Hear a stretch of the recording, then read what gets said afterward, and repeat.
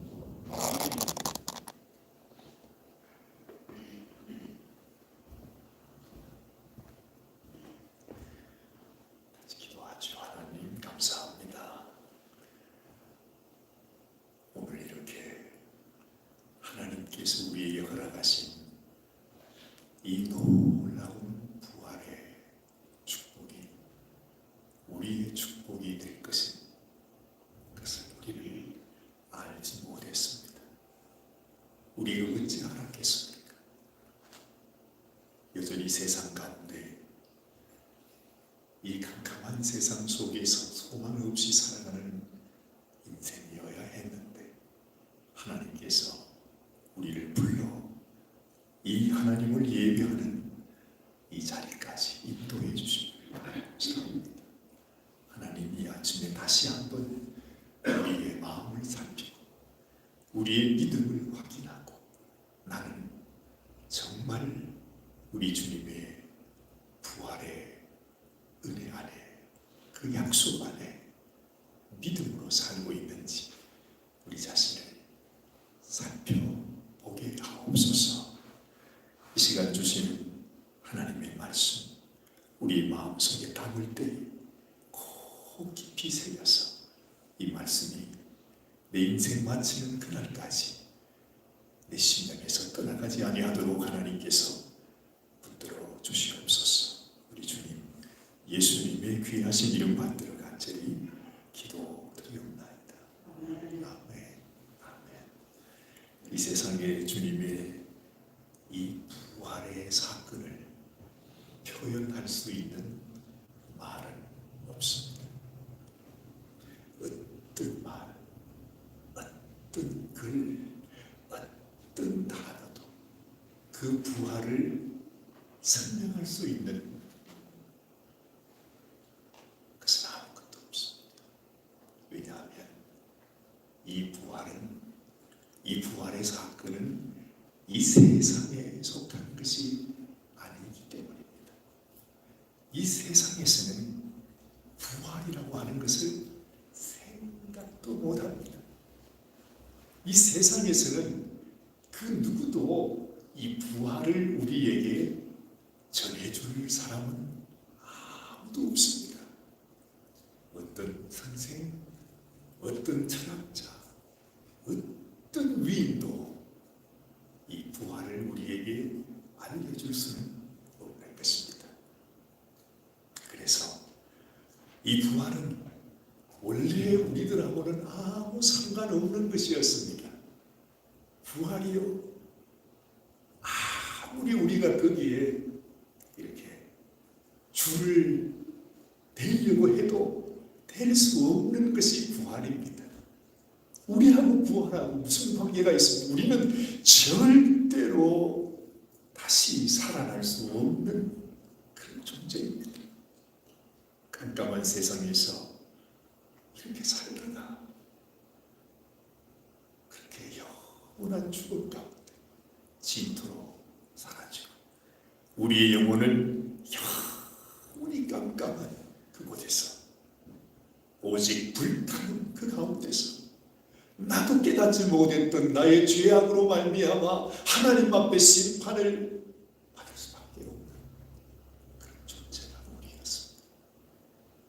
부활은 우리와 아무 관련 없는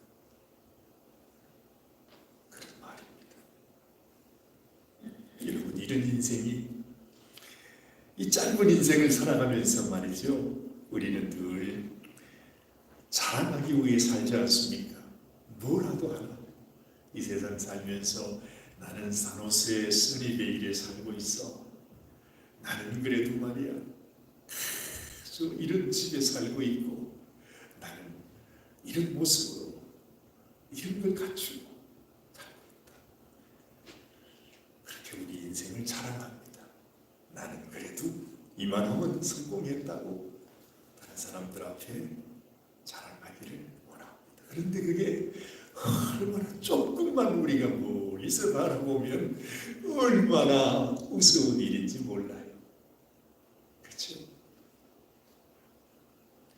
죄송합니다만 옛날에 우리가 사용하던 그 화장실에 들어가면 휑하니 뚫렸잖아요. 그 밑에 이렇게 보면 아주 시꺼먼 것들이 그냥 물에 담겨져 있는데 거기 보면 허연 벌레들이 거기에 살아가지. 거기에 살면서 그 벌레들이 내가 잘났다고, 이야,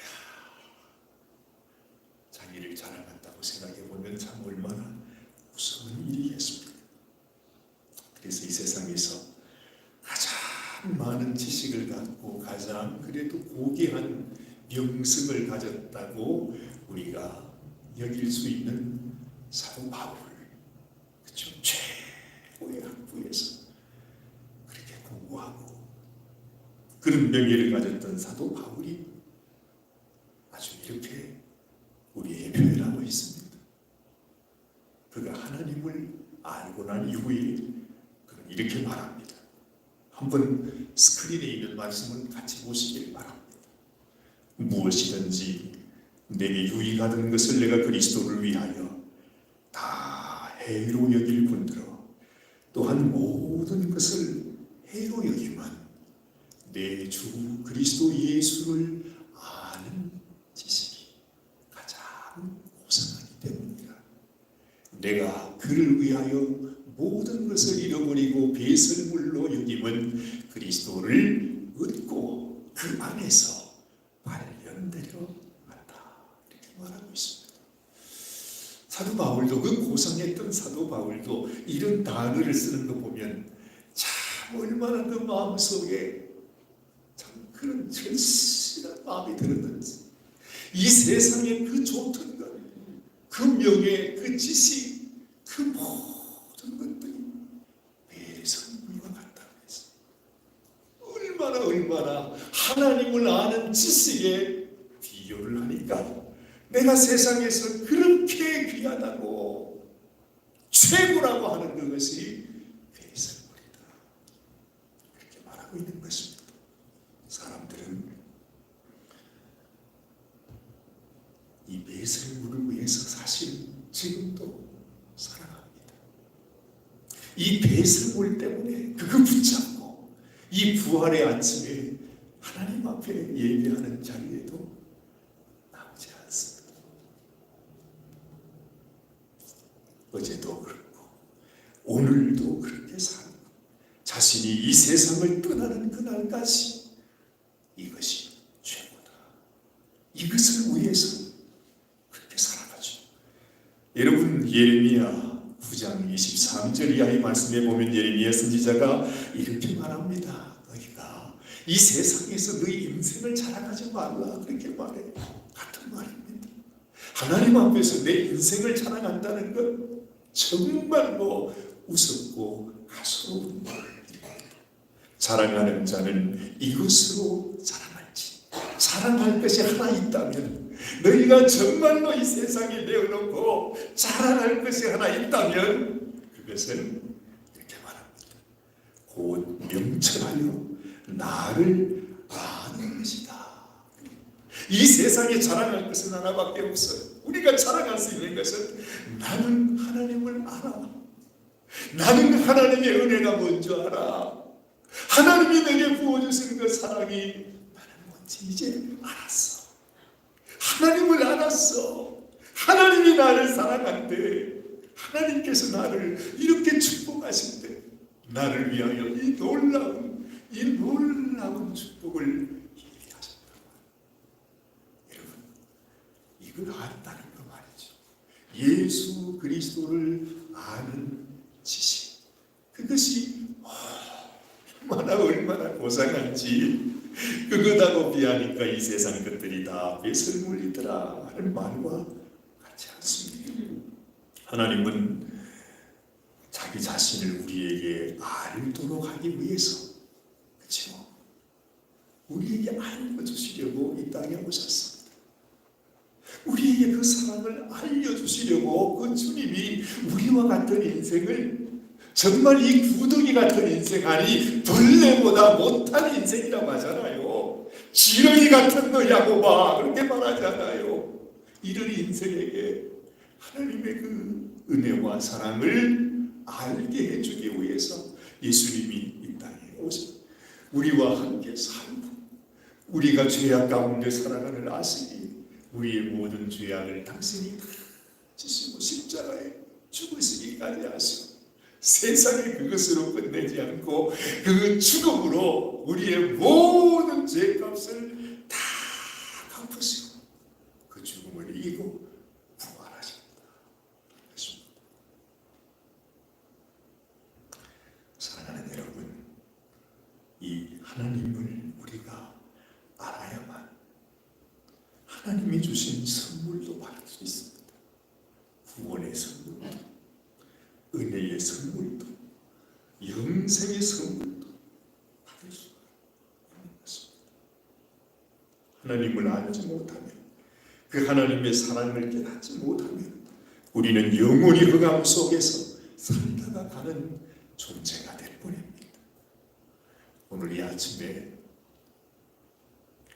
이제 한 10분 남짓 제가 여러분들에게 말씀을 나눌 시간이 있을 텐데 꼭 이 말씀을 통해서라도 여러분, 정말 여러분들이 사도 바울처럼, 예레미야처럼 하나님을 아는 성도들이 되시길 바랍니다. 정말 하나님의 그 은혜와 사랑, 하나님 주신 구원, 하나님이 내게 주신 이 부활의 소식을 나는 안다, 알았어, 그렇구나 하고 하나님 앞에 박수치며 나아가는 저와 여러분들이 다 되시길 바랍니다. 놀랍게 오늘 말씀을 보면 부활하신 예수님께서 과거에 말이죠, 과거에 7 귀신이 들렸던 여인이 있었는데 그 여인 이름이 막달라 마리아였습니다. 그런데 세상에 부활하신 예수님께서 말입니다, 가장 먼저 자신을 보이신 사람이 누구라고요? 그 막달라 마리아. 여러분 한번 상상해 보세요.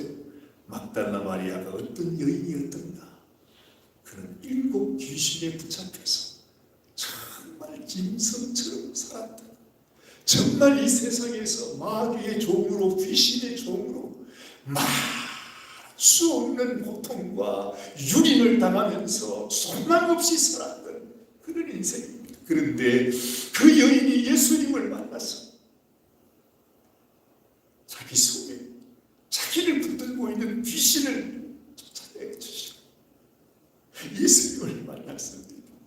그러니 여러분, 이 막달라 마리아라고 하는 여인을 우리는 알지 못하지만 그 여인이 예수님을 얼마나 사랑했겠는가, 얼마나 예수님을 사모했겠는가.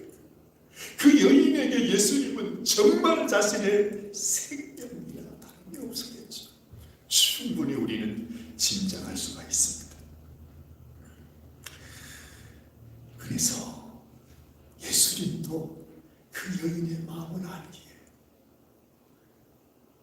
예수님이 부활하시고, 이야 여러분, 그는 하늘나라의 하나님의 영광, 진짜 만왕의 왕 아닙니까? 완주해 주고 그 영광스러운 모습으로 이 세상에 나타나시는데 그 예수님을 처음으로 만나서 이렇게 인사한 사람이 그 여인이라고 하면 뭐라고 얘기를 할까요? 만약에 미국의 대통령이 한국을 방문했는데 이제 비행기장에 도착했습니다.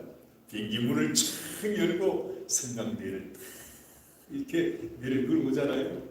제일 먼저 그 대통령에게 가서 인사를 하고 박수를 하면서, 아무나 그렇게 할 수 없잖아요. 마치 그것처럼 막달라 마리아, 그녀는 이 세상에서는 가장 천한 여인이었고 가장 끝없는 여인이었고 불쌍한 여인이었고 이 세상에서는 아무런 사랑받을 수 없는 여인이었는데 예수님의 사랑을 알고 그녀는 예수님을 아는 자가 되었습니다. 그런데 기가 막힌 것은 예수님은요, 그 마음을 아세요. 그 마음을 아세요.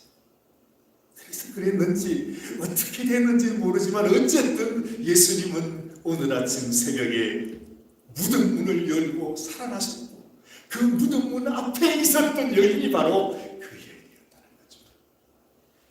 사람은 속일 수가 없잖아요.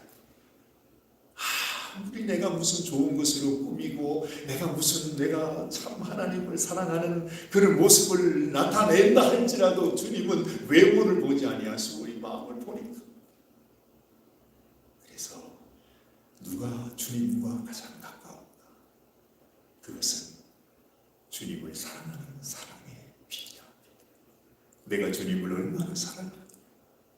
주님도 아시기에 그 사랑하는 만큼 우리는 주님과 가까이 있는 것입니다. 사랑하는 여러분도 저도 정말 주님을 알고 주님의 그 사랑을 정말 우리 마음속 깊이 알아서 진정으로 주님을 사모하는 주님의 신부가 되시기를 바랍니다. 주님이 제일 싫어하는 사람이 누구라고 했죠? 종교인이라 그랬습니다. 종교인이 어떤 사람입니까?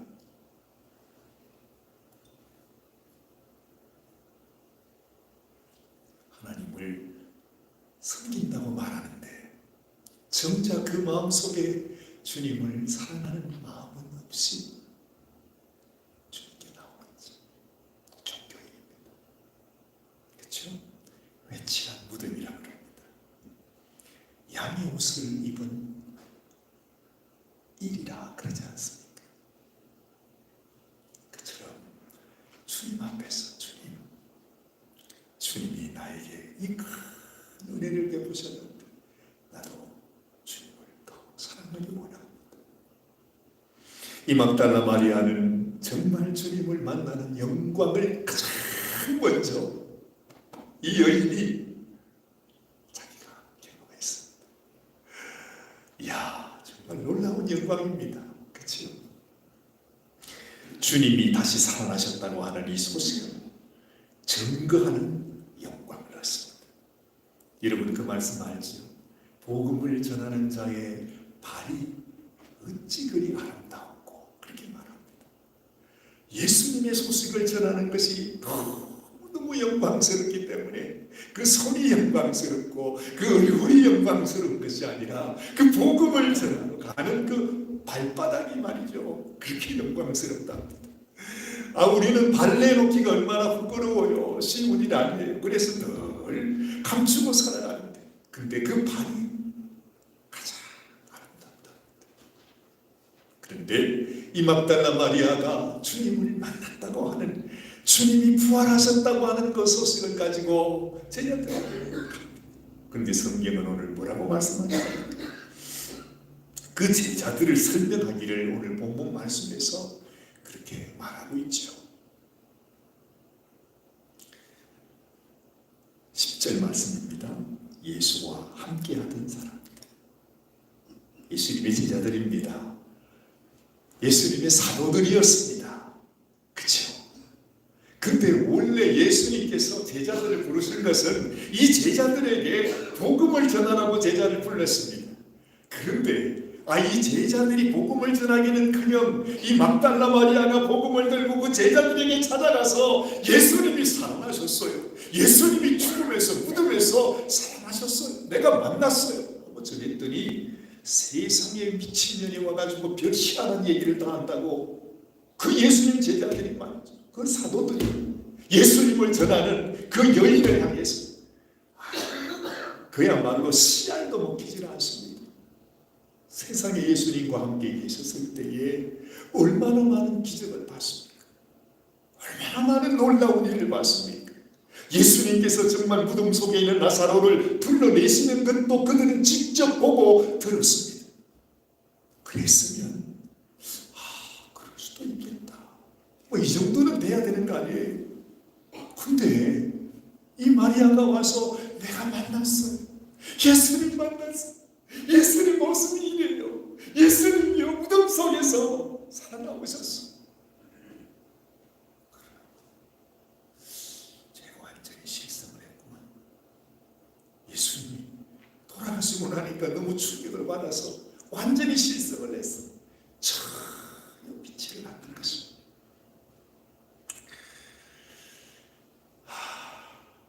여러분 사실은 이게 현실입니다. 부활이라고 하는 것이 그런 것입니다. 우리하고는 관계가 없다니까요. 그렇잖아. 여러분 우리가 이렇게 생각해 봐야 합니다. 내가 만약에 부활을 믿는다면 정말 그건 기적입니다. 우리는 부활을 믿을 수 없어요. 믿을 수 없는 일이에요. 너무너무 놀라운 일이기 때문에 도무지 받아들일 수 없는 일이에요. 여러분은 정말 부활을 믿었습니까? 예수님이 나를 위해 죽으시고 다시 사셨다는 것을 정말 믿었습니까? 근데 우리가 이성적으로 생각해 보면 이 성경에 나오는 이야기를 두고서 우리가 생각해 볼 때 우리는 믿고 있지 않습니다. 그 믿는 게 쉬운 일이 아니라니까요. 제자들도 안 믿었어요. 사도들도 안 믿었어요. 예수님하고 같이 사셨던 그분들도 믿지 못했어요. 그런데 어떻게 우리가 믿습니까? 내가 믿고 있는 것은 솔직히 제가 말씀드립니다. 아마도 한 80, 90%는 가짜입니다. 거짓입니다. 저도 그럴지 몰라요. 그래서 여러분, 내가 내 믿음을 정말 철저히 한번, 내가 지금 갖고 있는 믿음은 진짜 믿음인지 아니면 어떻게 해서 만들어진 이상한 믿을 수 없는 믿음인지 그걸 생각해 봐야 되는 거예요. 우리는 너무나 쉽게 나는 예수님 믿고 있다 그렇게 말하지만 악한 원수 마귀는 어떻게 하든지 우리를 속이는 자이기 때문에 조금 힘들고 괴로울지라도 정말 나는 진짜로 하나님께서 내게 주신 그 믿음을 갖고 있는 건지 아니면 아주 진짜보다 더 진짜 같은 짝퉁이 내 마음속에 있는 것인지를 내가 피나는 노력으로 그것을 감상해 봐야 된다는 것입니다. 그게 사도 바울의 말입니다. 너의 믿음을 시험해보고 확정해봐라. 이거 그냥 넘어갈 거 아니다. 이 세상의 마귀가 자기가 말이지, 마귀도 생명을 다해서 어찌하든지 우리 영혼들, 우리 성도들을 한 사람이라도 더 끌어내려서 자기가 가는 멸망으로 끌고 가기 위해서 우는 사자처럼 두루 다니며 삭긴 자를 찾는다고 했으니까 적어도 우리가 그런 마음으로 생각해 봐야 된다 하는 것입니다. 여러분, 내가 정말로 주님의 부활을 믿는다면 우리는 이렇게 살지 않을 겁니다. 정말로 내가 죽으면 죽고 난 이후에 나는 부활의 영광으로 간다고 생각하면 우리는 이렇게 살지 않습니다. 내가 부활을 진실로 믿는다면 우리는 정말 사랑하며 살 겁니다. 내가 부활을 정말로 믿는다면 정말 우리는 용서하며 살 겁니다. 정말 이 세상의 그 어떤 것도 우리 믿음을 가로막을 수 없을 겁니다. 이 세상의 그 무엇도 우리가 서로 형제를 사랑하는 마음을 막을 수 없을 겁니다. 그게 진짜 믿음입니다. 정말 부활을 믿는다. 내가 죽고 주님 앞에 다시 산다. 이야, 그런데 미련들 게 뭐 있습니까? 그래서 과거의 초대교회 성도들은 정말 말이죠. 자기 있는 그 재산도 다 가지고 와서 다 나눠주면서 그렇게 했다고 그러지 않습니까? 나는 내 거 소용없어. 내 거 소용없어. 주님이 서로 나누라 그랬어. 사랑하라 그랬어. 용서하라 그랬어. 정말로 주님처럼 살라 그랬어. 그렇게 해야 내가 믿음이 있구나 알 수 있어. 우리의 삶을 한번 돌아보십시오. 나는 정말 주님의 부활을 믿고 있다. 12절 말씀에 보니까 그 우리의 저희 중에 두 사람이 그래서 시골로 갈 때 예수께서 다른 모양으로 저희에게 나타났다 그러지 않습니까? 그때에 주님이 그들에게 나타나십니다. 왜 나타나셨을까요? 아직까지도 믿고 있지 않는 그 제자들의 마음, 그 속에 믿음을 다시 일으켜주시기를 원하셨습니다. 얼마나 답답하셨어요, 예수님께서. 그렇죠? 그래서 그 제자들이 정말로 제가 깨달았어요. 이래서 이야, 우리가 예수님을 만나는 것은 우리가 정말 먹는 게 중요하구나. 같이 밥 사 먹는 게 너무너무 중요합니다.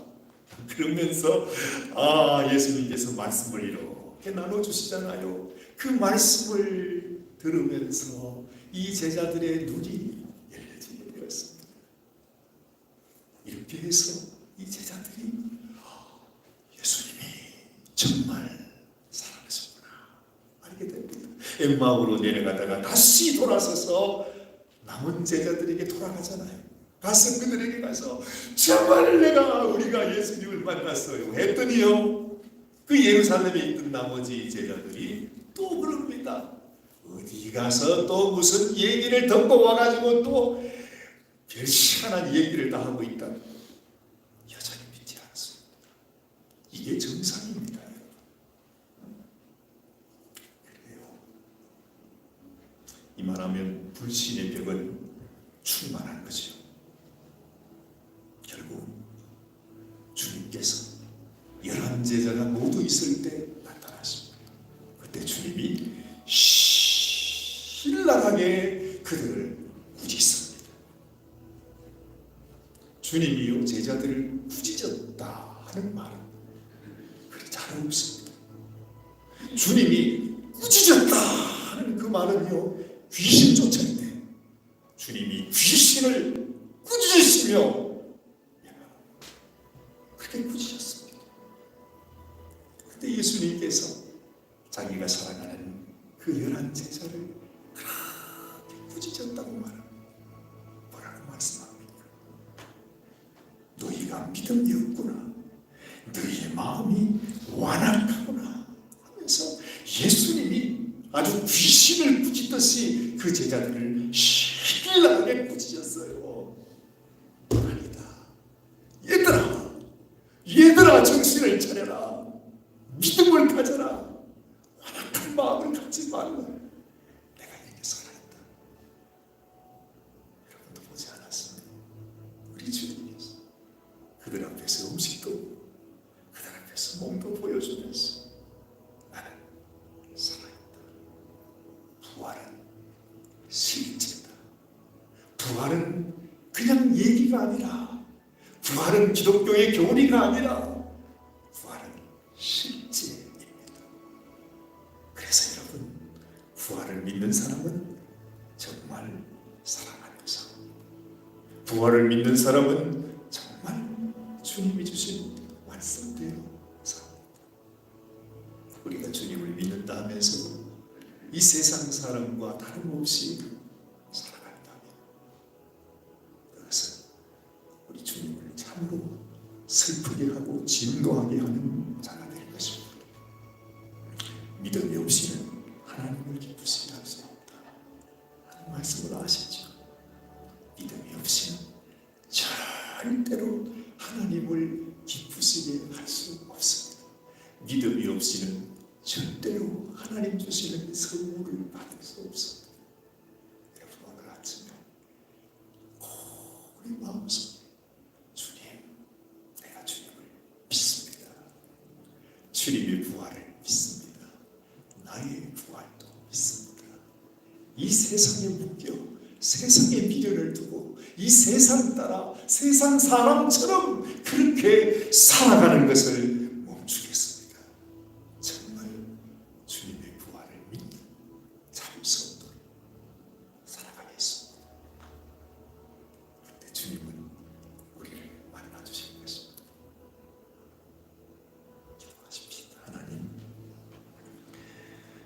정말 우리는 이미 수십 년 동안을 교회에 몸을 담고 있으면서도 과연 나는 정말 주님이 원하시고 주님이 우리에게 주시기를 원하셨던 그 믿음을 가지고 있는지 우리가 다시 살펴보기를 원합니다. 하나님, 참으로 주님이 원하시는